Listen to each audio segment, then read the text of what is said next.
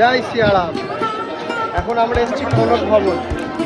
এটাই সেই কনক ভবন যেখানে সীতা মাইয়া বিবাহ করে যখন প্রথমবার অযোধ্যায় এসেছিল, মাতা কৈকেয়ী এই ভবন গিফট স্বরূপ দিয়েছিল।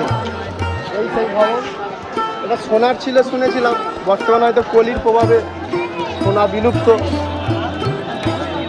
দেখুন আপনারা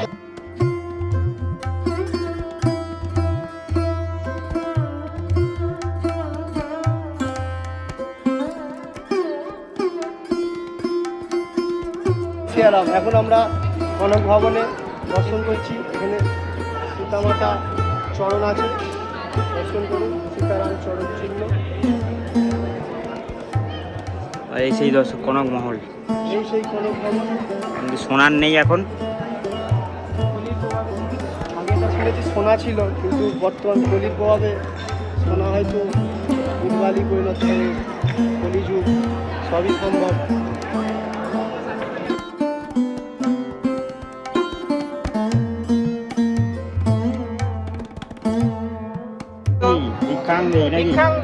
কোথা থেকে পাচ্ছে প্রসাদটা, কোথায় পাচ্ছে বলে দাও একবার।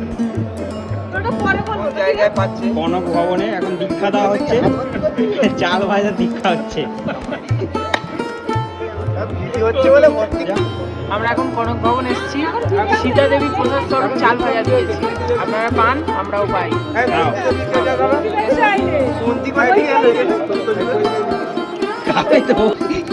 কনক ভবনে সীতা দেবী দিয়েছে এটা